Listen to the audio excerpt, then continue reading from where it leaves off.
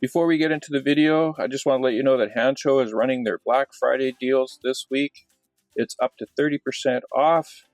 Use my discount code BC Tesla Guy and head on over to their website. Get some of the greatest deals they have going this year. Back here with another product review from Hansshow. This one's a pretty cool one. This time I'm doing the back seat multi-function control. This allows your passengers in the back seat to control the heating of the seats, moving the passenger seat forward and backwards, as well as the heating in the back and the audio volumes for the entire car. It's a pretty good function. I really like this one. It's a fairly basic install. You're just going to pull off the existing console, take off some parts from it, and then put this one in, plug it in, and then run a wire from the console to the seat control on the passenger seat. All in all, this should take only about 30 minutes, but let's go ahead and take a look at what's in the box. This is the screen right here. You're gonna see that. And on the back, there's just the one cable to turn it on. So the one thing that you'll see here is it already has the holes for the USB-C. So if your car is older than 2021, it may have a USB-A, which are the original USB ports. Just take a look if you're planning on purchasing this and just selecting the right one. Now this is available for both the Model 3 and the Model Y. I think this is the same one anyway, but that's it right there. And then the other piece is just the cable. So let's go ahead and take a look at this cable, and there's three parts to this. This part is the one that actually plugs underneath the console into like the OBD port setup. It's right there. It's real easy. You just unplug one, put this in between it. And then this cable right here plugs into the back of here. So right there. So I'll put that there. And then this cable here, this is the cable you're going to run all the way to your passenger seat underneath it. And then you're going to unplug the cable that controls the passenger seat.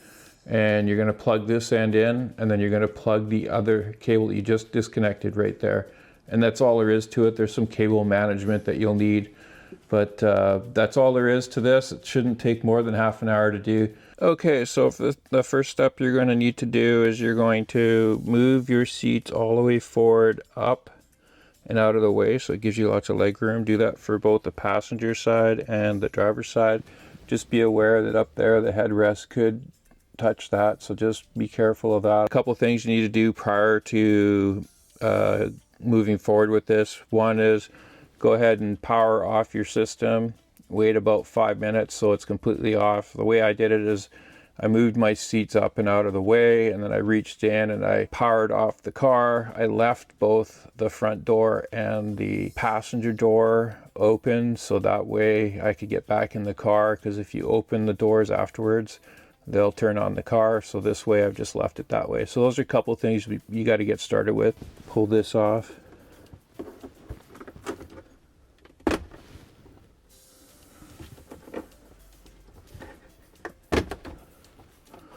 You see, it's pretty simple.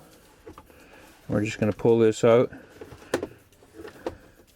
and you can see right there, there's the cable that you need to disconnect. So it's right there. Okay, so I just pulled that piece off, and now it's completely apart.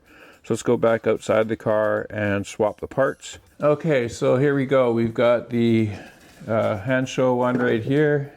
It's got no guts to it, so we're going to put those on there. So there's a few things we have to do. We have to take off the vent cover here. So we'll take this off. This is the USB port controller, so we'll be taking that off. And then down on the bottom, there's these two gold clips. We're just going to be replacing those onto the spots over here. So we'll just start off with taking this piece off. The tools that you're going to need are a T20 and a T10. And you can use a screwdriver if you have one, or a power drill. I've just got this here, so I'm just going to use this with a T20. So we're going to go ahead and just take off the two bottom screws right here.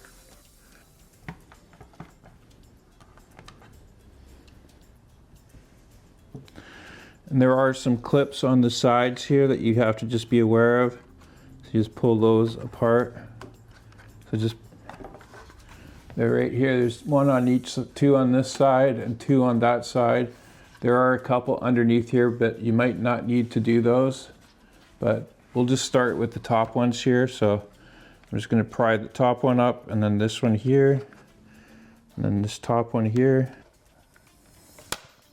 So the secret is to keep pushing from this side here and just releasing those clips.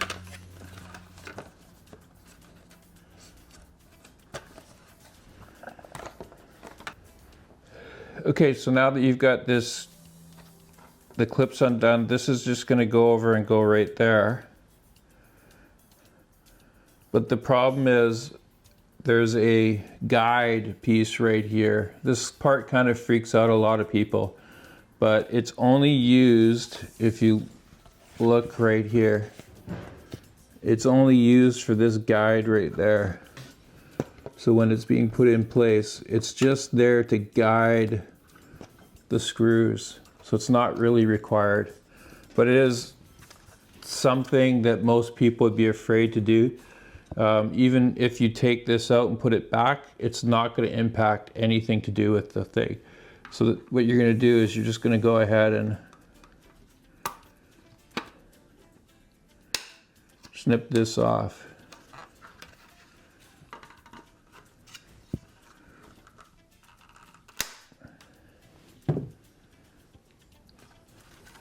This is going to look like that. And that allows it to now go into here, right there. So that's step one, just taking this off and then cutting this piece. So we'll just set this piece to the side now. The next piece is to take off the USB controller. So that's a, let's see, looks like a T10. So you're just going to take off these two screws right there.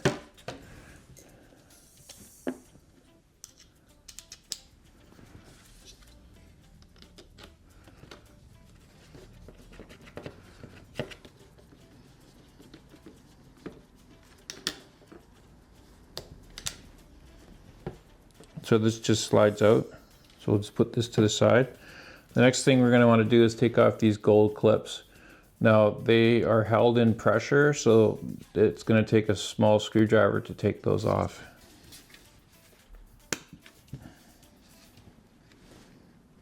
And just push them straight. If you can get them going on straight on, they'll just snap right into place. So there you go. So those two clips are there.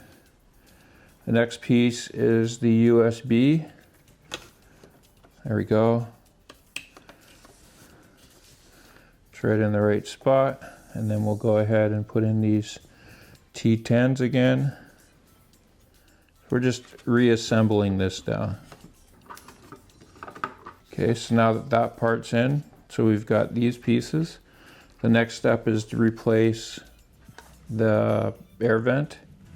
So the screw parts go to the top, so right there.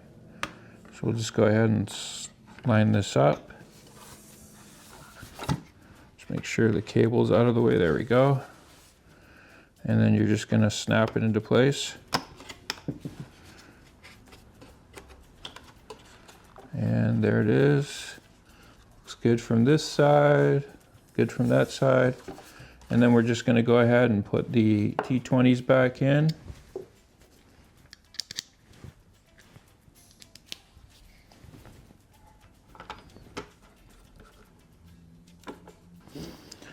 Okay, so there we go. That's the final install part. You can see the screen looks good. The USB ports aren't sticking out. They're just like they were before. We've got all the venting already here.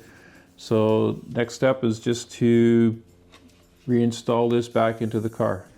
Okay, so we're just going to do the next step, which is pulling off this piece right here. So I've got a little pry bar right here, you can see.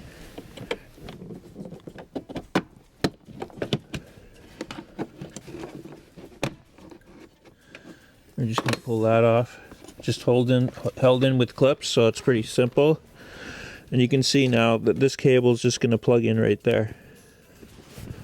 So there's a D20 right here to pull off this bottom piece. It just makes it easier for running the wire. So we'll go ahead and take that off.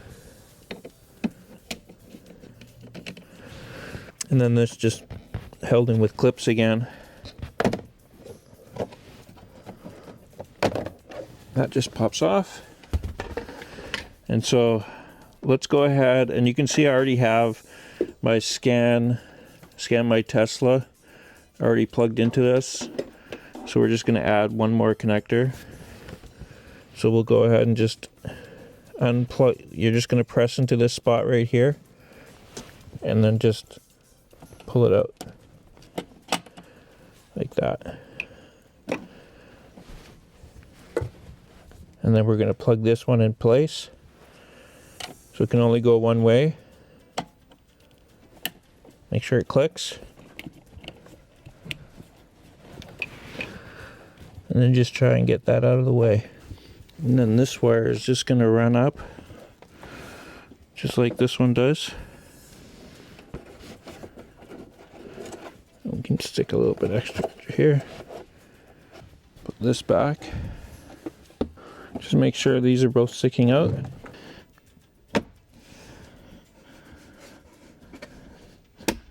There we go.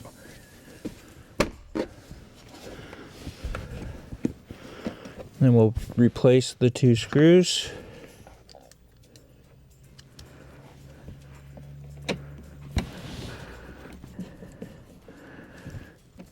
Okay, so we've got the two cables right here. So we're just going to go ahead and now connect this. It's virtually done.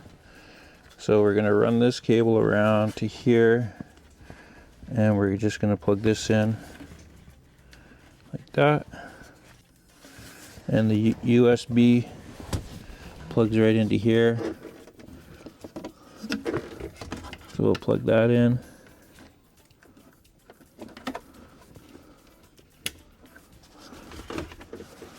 There we go. So now we just got to make sure that we're not blocking the vent with these cables. Just tucking them out of the way. There we go. So you can see it's right there.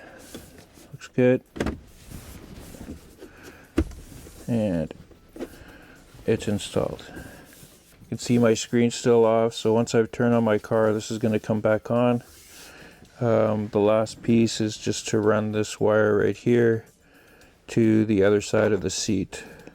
So now that we have the display installed, you can see that we can adjust the front and rear separately. So from the front, we can adjust the temperatures on the left-hand side of the car and the right-hand side of the car.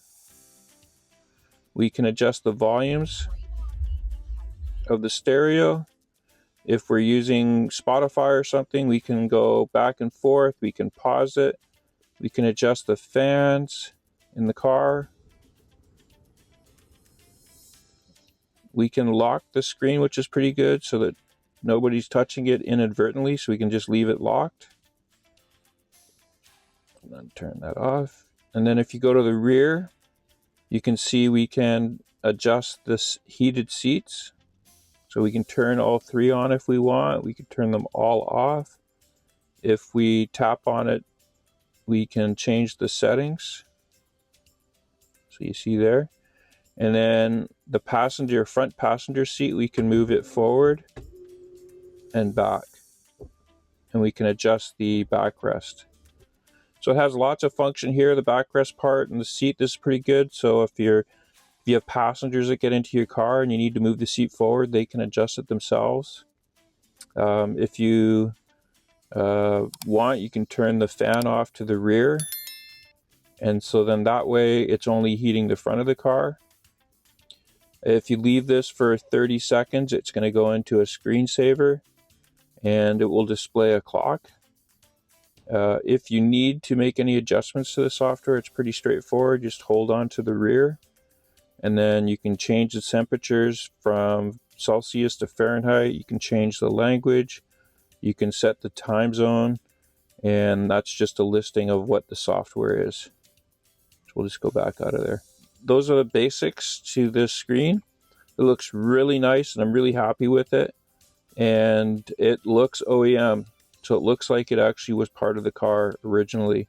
So if someone got in the car and hadn't been in my car previously, they would just think that was part of my car when I purchased it, especially if they've never been in a Tesla before. If you found this video interesting, I've got another video for the Ultra Mini display screen that I installed previously. The video is right here. Go ahead and take a look at it. And just by the way, Hansshow has a 30% discount for Black Friday right now, and you can use my discount code. Again, my discount code is BC Tesla Guy.